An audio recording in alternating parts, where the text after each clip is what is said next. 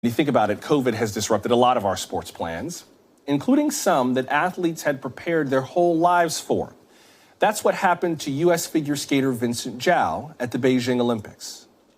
I have tested positive for COVID-19, and unfortunately, I will have to withdraw from the individual event starting tomorrow. I've isolated myself so much that the loneliness I felt in the last month or two has been crushing at times. The enormity of the situation, the pain of it all is pretty insane. But that pain would fuel his determination to make a comeback.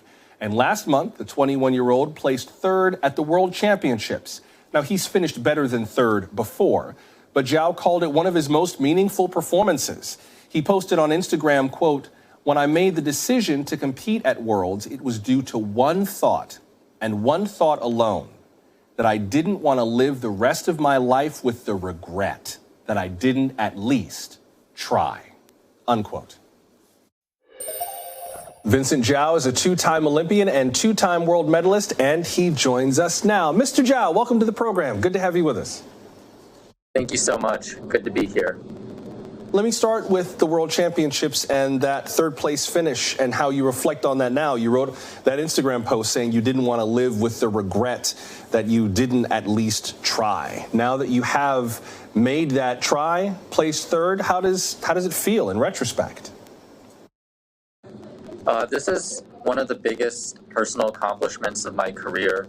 I was struggling very much after the Olympics, both physically and mentally, because the come down of everything, not being able to train properly, and then sort of the mental destruction, if you will, that followed after what happened at the Olympics made it very difficult for me to just get up and get going again. So being able to achieve what I did at Worlds was just like going there was like a blind leap of faith. And as I said in my post, as you just said, I didn't want to live with the regret that I didn't at least try to compete at Worlds. And when you compete without that extra pressure on your shoulders, when you get there and you just feel free and, I got myself here, let's just see what happens. That's like one of the best places to be in.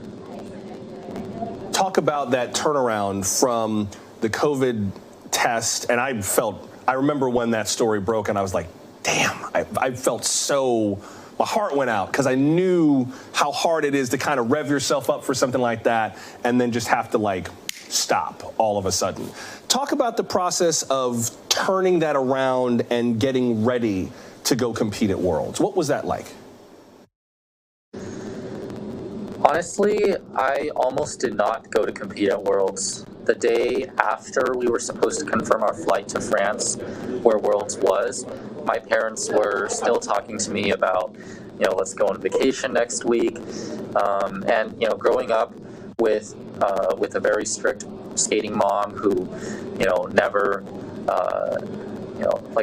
saying no and giving up was never an option, to hear that was just really jarring. And once that seed of doubt was planted in my head, it was very difficult for me to move past it. So it took every bit of will in my power to pack my bags and step on the plane. And I wasn't even, training well. I wasn't training much at all on the ice leading up to Worlds because I wasn't mentally able to, make myself even go near my skates some days. My mom was very scared that I was on the verge of depression, and I knew that if I had a bad result at Worlds, it could make things much worse. So going there was one of the bravest things I've ever done, and I'm really proud of myself, not just for how Worlds turned out, but for going in the first place. What made you go? Was it a moment of motivation? Did you just decide to just sort of embrace the suck and go for it anyway, whether it sucked or not? What finally got you there? Well, I reiterate one more time that it's the singular thought of not wanting to regret not giving it a shot. I've always been the type to, no matter how bad things are looking, just give it one last ditch effort. And, it was no different here. So I appreciate you leaning in on that point, because I feel like part of the conversation we've had around especially the Olympics is how the hype of the games kind of creates this caricature of athletes like yourself compared to the reality of who you are as a person, dealing with a lot of the same stuff that everybody deals with. Mikaela Shiffrin dropped a piece today in the Players Tribune about how she coped with the death of her father in 2020, right up through the Beijing Olympics, and then after that in the World Cup. Here's part of what she wrote in that piece. She wrote, quote, "After Beijing, when I turned things around and ended up winning the World Cup, people would say things to me like, 'Mikaela, now that you're in a much better place,' and I never said it out loud, but I would always think, 'Am I?' We equate winning with being okay and failure with being not okay. The real truth is that I'm neither okay nor not okay. It really depends on the day, and it has almost nothing to do with how fast I came down a mountain."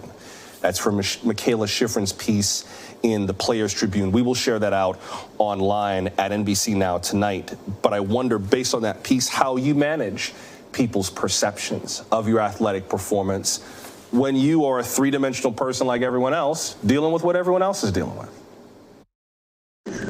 Well, that's a really great piece of insight from Mikaela, and it's very true that when you go from what you typically see from athletes on television, the couple minutes you have under the spotlight, to what you see in daily training or what you see in the locker room, it's completely different. I think that what you see in competition is just the tip of the iceberg, and also the way we perceive competition results, the way the public perceives competition results is that competition results are everything. They don't really care about the training or, the long process leading up to a competition. But we spend, hours, days, weeks, months, years training for a competition. In the case of the Olympics, we spend our entire life training for a 3 or 4 minute program on the ice, and that 3 or 4 minutes is all that people see. So it's definitely it's easy to judge, to make quick judgments about the very short period of time that they see us on screen. But athletes, like you said, are humans. We, live our day-to-day lives working hard and going through the same struggles that everyone else does, and we aren't defined by our results. And I refuse to be defined by, testing positive for COVID at the Olympics. I made the best of my situation. I moved forward, and I was able to come out with a medal from Worlds. I know there's a lot of critique about the hype around the Olympics, which our parent company is very much involved in, but I also appreciate you being willing to talk about the flip side of this, Mikaela Shiffrin talking about the flip side of this, and we wish you all the best. Thank you so much for sharing your story with us. Vincent Zhao, we really appreciate it. Thank you.